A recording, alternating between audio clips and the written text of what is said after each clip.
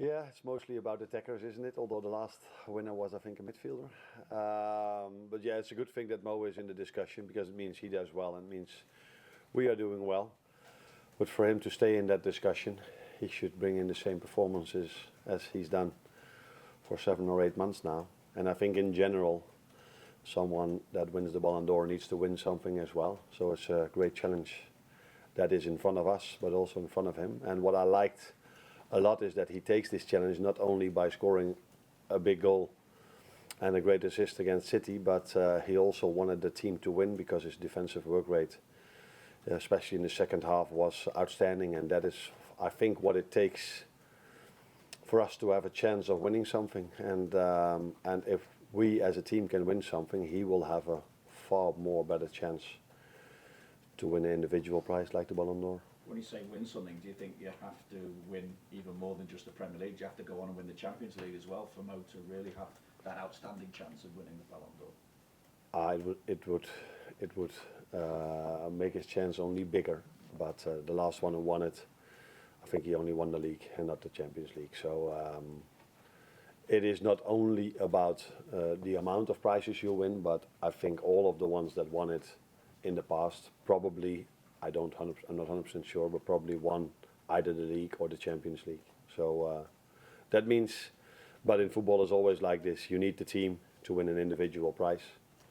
And that's what Mo understands at the moment really well, because I just said his work rate, especially in the second half, but almost during the whole game, was very good and very helpful for us to have a chance of winning the game against City.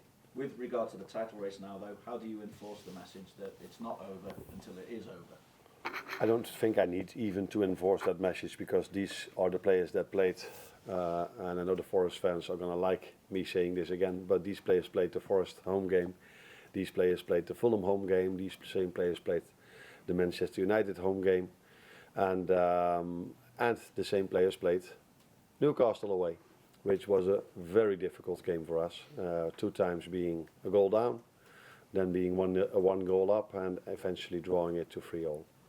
So I don't think it's necessary. We all know these players are so long in this competition, much longer than me.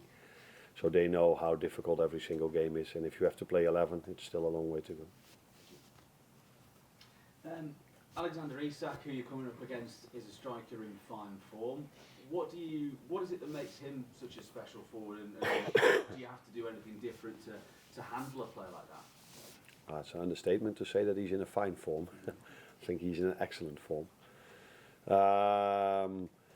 Also over there, it's the team performance that will help us controlling him. So the more ball possession we have, the easier it is to control him, although he's definitely a threat on the counter-attack as well. The good thing for us is that we've got 2 centre-backs that are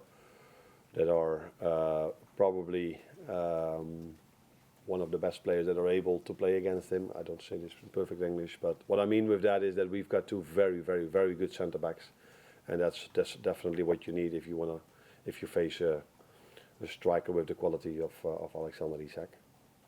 So, but also with him, it's not only about him. I like the style of play that Eddie Howe introduced there. They're always a team that is has a very good game plan. They are really intense. So with and without the ball, high intense tempo in the game. So that helps a number 9 as well, because the better your teammates are, the more chances you get.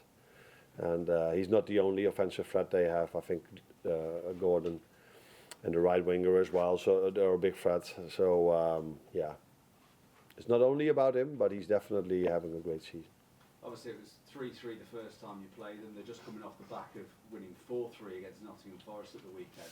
What does that tell you about them? That they can score a lot of goals. And that's what I was just talking to you about. They have so much offensive threat. And I think normally they are not a team that concedes so many goals, because they are very aggressive in defending as well. As I saw, out of interest, not for this game, but just out of interest, the semi-final they played against Arsenal. Now we all know how well Arsenal is when it comes to attacking, also in defending, but in this situation in attacking. And they just kept them away from their goal with defending really strong, maybe a bit similar what we did at City. So defending with 10 or 11 players. So yeah, they can score goals, but they're also able to defend really strong, and that's what makes them such a difficult team to play against. Morning. The numbers that Mo is putting up in terms of goals and assists at the moment, breaking all sorts of records. Is he now at sort of peak Ronaldo, Messi level? It's so difficult to compare players with each other, and it's not fair to anyone. I think Mo has his own career, and Mo has been outstanding. Messi and Ronaldo both didn't play the Premier League, but I don't want to bring them down because these two players are incredible, but that makes the comparison maybe even more difficult. So Mo has had some outstanding seasons here at Liverpool, and we hope he can continue this for a longer period of time. But to do that, he first has to extend his contract, of course. And you guys don't ask me about that anymore, so that's a positive thing. This is obviously the final Premier League game of that run of 5 and 15 days, before a few days at least off. What toll does that take, though? Do you have to think about freshening it up, or how difficult is that? I'm not so sure if it is difficult, because these players are trained for this and they're used to this. So if they go to a World Cup or to the Euros, they have to play those amount of games in a short spell of time as well. So they're able to do so, but it's. I sometimes feel like if we have one gap in between and the game starts, I'm like, they're not as aggressive as they were. So they're in a certain rhythm, and they've shown this season many times already that they're able to. But it was the reason why I changed my lineup against Plymouth so drastically, because I don't think you can do this for a whole season. So you need to have once in every 4 or 5 weeks a normal week, and what I call a normal week is 2 games in a week instead of 3 games in a week. Of course, that hurt us in the FA Cup, but it also means that these players are now able to play 5 games in a row at the highest possible level. On Sunday, just going back to Mo, he spoke about the need to win a second Premier League title. All professional athletes are competitive and driven, but what is it about Mo that you've noticed that drives him? That's the best question to ask himself. What drives him the most? But what I see is a top professional, not only what you guys see on the pitch, but he comes in early, works so hard on his body. And sometimes I get to see a few Instagrams, and I think that he works even at home as well. So if I see how much work they put in over here, and then to do something extra at home, I think he found the balance for himself to get the best out of himself. That's also what comes with experience.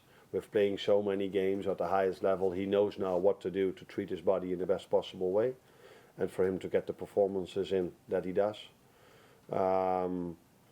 But he's not the only one. I see everyone in this building works so hard, and I'm talking about the players now first, to get the best out of themselves. But all the staff members work incredibly hard as well. So we're going to go today, it's February now, and we again have 3 pitches over here that are perfectly ready for us to train in the best possible circumstances. So it's not only about the players that put a lot of effort in to get the best out of themselves. It's the whole building and all the people that work here to get the best out of the players as well.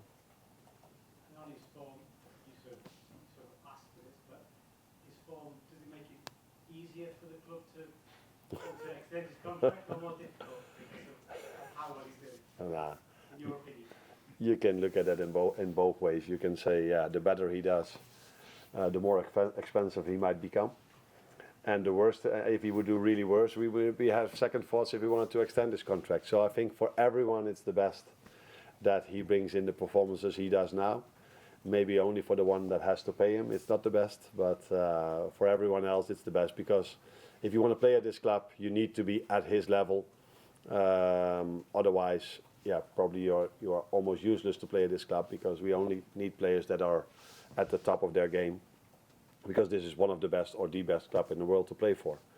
So yeah, he needs to have these performances for him to play here and hopefully to extend here. Any more for the Wiggles?